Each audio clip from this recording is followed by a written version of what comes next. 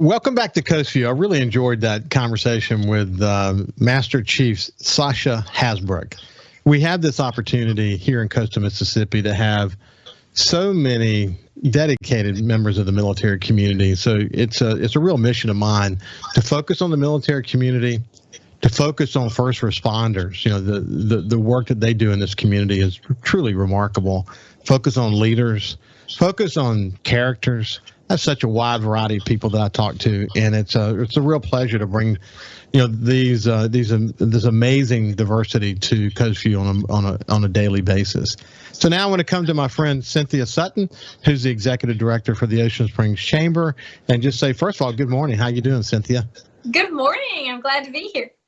Good to see you. Hey, I want to tell you a quick anecdote. I had the last time you and I talked, I also had, as you know, Mayor Kenny Holloway that followed, and you and I talked at length about the rooster that had been killed, unfortunately, and then Kenny and I talked about it as well. And one of my regular listeners, his wife told my wife Ann, "Quit talking about the rooster." And I only talked about it one show, but it just goes to show, some people, everybody has different tastes, so to speak, But Right. There's no running from the reality that particular story caught a lot of people's attention, and it's just part of the character of Ocean Springs, just like Exactly. I mentioned, as it is Key West. And it's unavoidable to have a conversation about the impact, isn't it?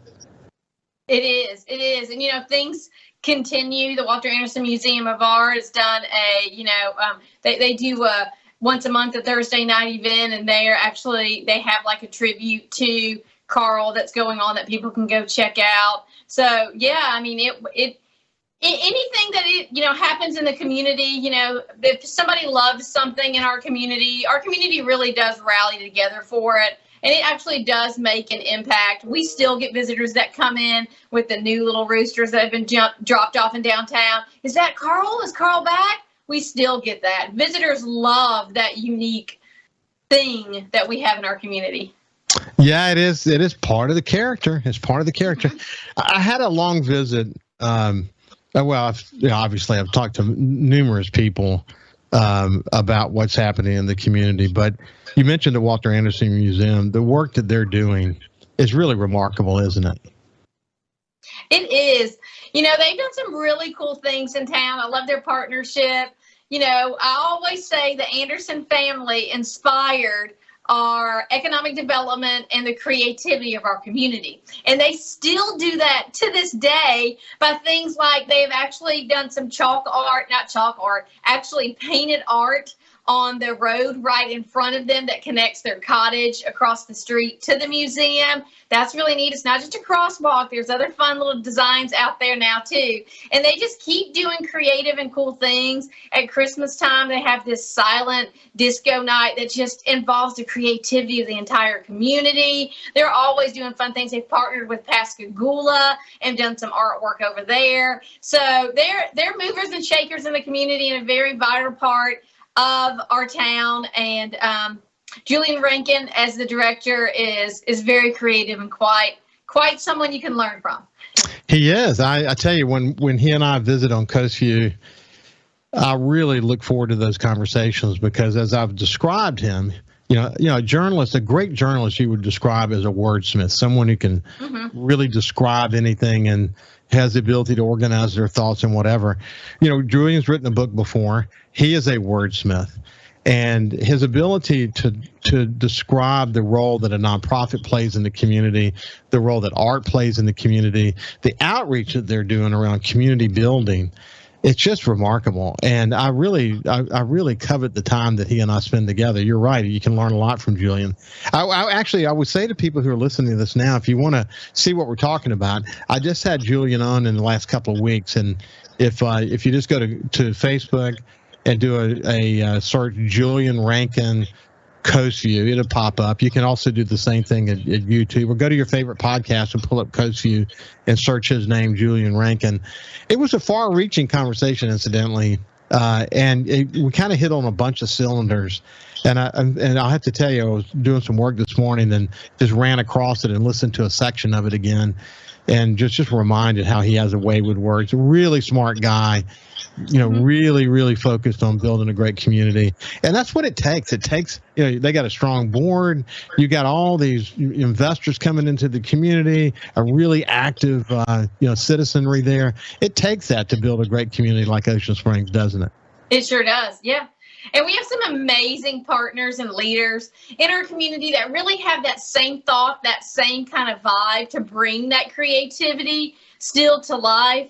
And, I think I've said this before, that a lot of visitors kind of are like, you guys are like a little Mayberry. And I take that as a compliment. We really are. The businesses band together, the community bands together, and we all have the same type of, I would say, entrepreneurial spirit and creativity that's so unique to our town, and it's so fun. Just even those little things like with the couple of new roosters that we have in town, people are just excited to have something that's cool and different still in town. And then the artwork you're seeing popping up, like I said, in front of the Walter Anderson Museum of Art, you're going to see more of that, probably a couple more murals this year. You'll see in downtown Ocean Springs. There is also a Carl mural on the side of Little Market that they just recently put up. So you're going to not necessarily just paying homage to Carl, but just to the creativity like you were just talking about. No, I agree. I think about people like Roxy Condry and Joe Cloyd and the Nico brothers, the Nico Restaurant Group. And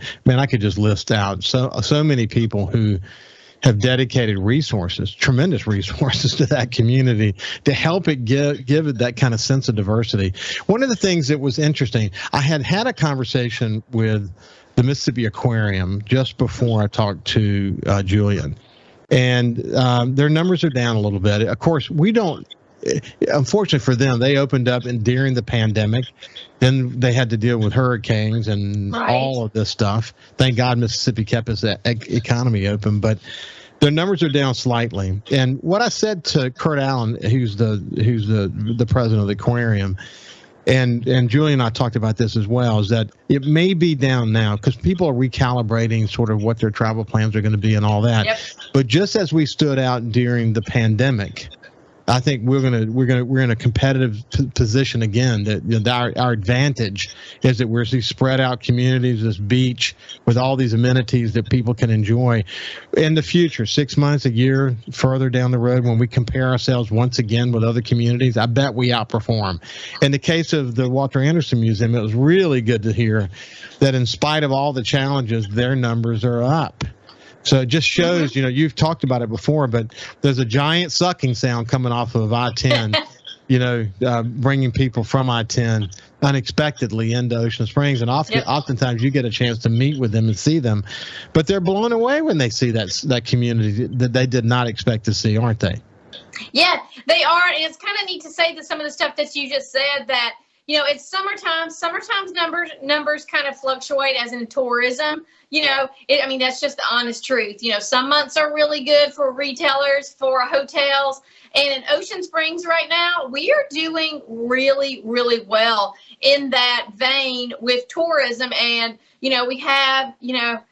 have a lot of little cottages and vacation rentals in Ocean Springs.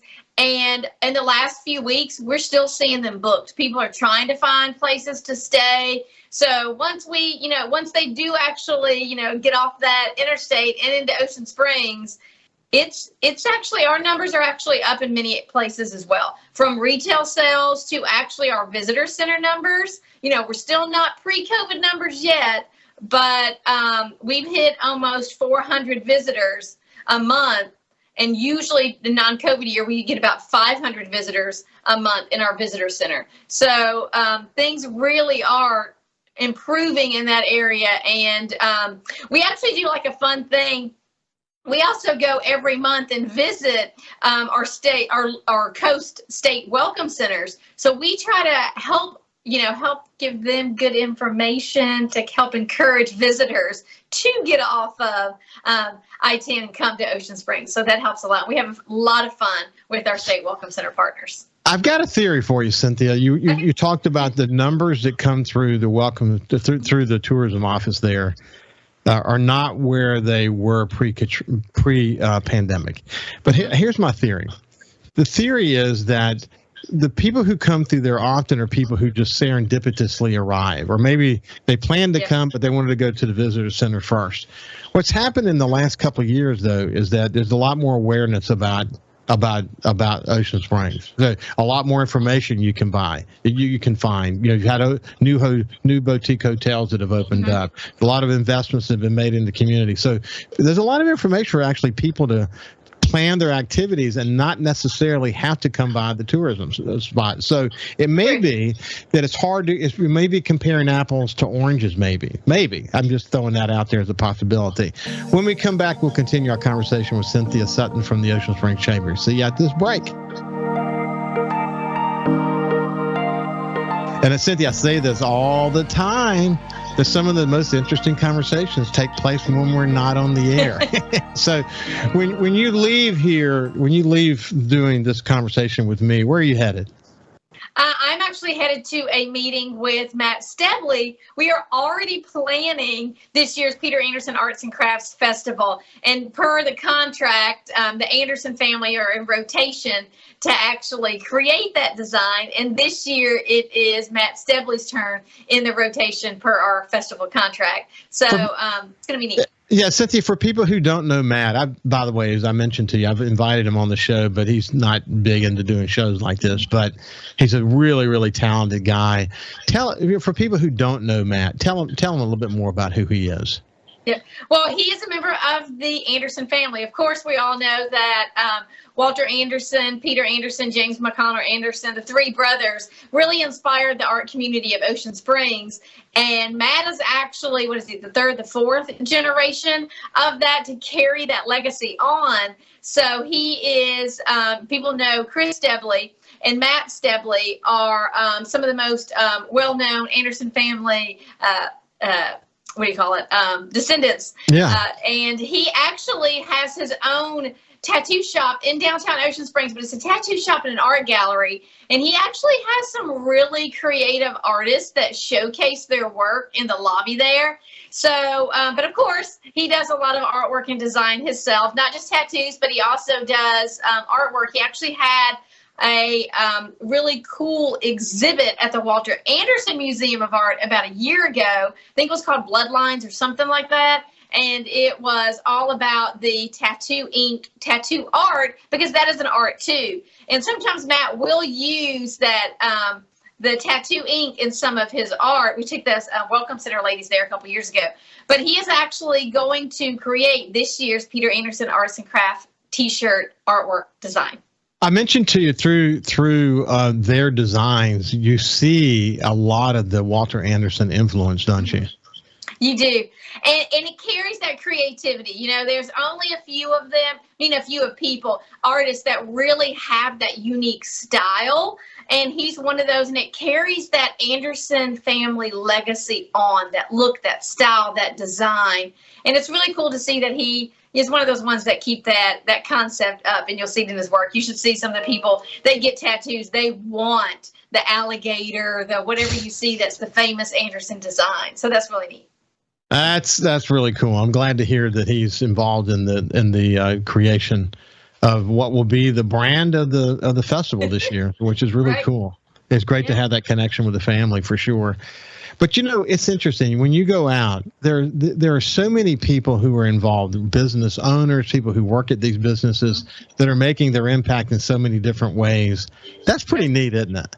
I bet when you walk down the road, just stroll down the road, you probably obviously a lot of visitors there, but people who are working these stores and who are dedicated to the downtown area, everybody, I bet, don't you?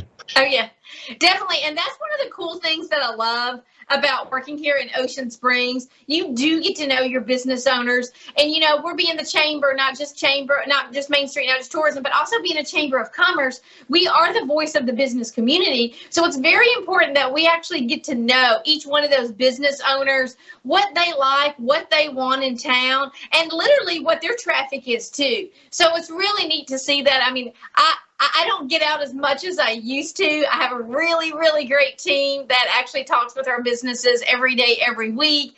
But when I go out, it's just really so much fun. You say hey to everybody as you walk by. They'll tell you a story. They'll be like, your little cat that you saw in town is now over here. Like, everybody just kind of knows each other's kind of vibe and who they are. And it's really, really neat in the community. And I think it strengthens our community. I think that's one of the successes of our community. Ocean Springs sales tax revenue keeps increasing each year. And why? A lot of it is, of course, the festivals and things like that we bring to town to create that traffic. But the business owners, what they do, what they bring to the table, a lot of them change their window displays out every week, every month. We've had a couple in downtown recently that's done some facade improvements, and they really understand that is the first impression when people drive by or walk down that street. They see that interesting thing in the window or that clean new awning that they put on, and it actually does help create traffic. That is so cool. And again, most of what is happening in Ocean Springs did not happen serendipitously. There's a lot of dedicated people who are working in the trenches. Hey, in the short time we have left, just how are things going at the chamber these days? Oh, it's great. It's summertime. We have a full fun 99 days of summer campaign that goes from Memorial Day to Labor Day, that we just tell people 99 different things you can do around town in Ocean Springs. 4th of July festivities coming up. It is just a fun summertime time. And of course, all of our shops and all of our restaurants, oh my gosh, some of the salads, the fresh fruit that you have in town, it's just amazing. Yeah, so things are going great in Ocean Springs, not just downtown, all over town. Cynthia, it's always great to catch up with you. I love your enthusiasm and your passion for the city. I mean, anyone who's been there understands that. But anyway, have a great day and keep up the good work. And we'll look forward to checking with you really, really soon. Sounds good. Okay. This has been Cynthia Sutton from the Ocean Springs Chamber. Have a great day and we'll see you tomorrow.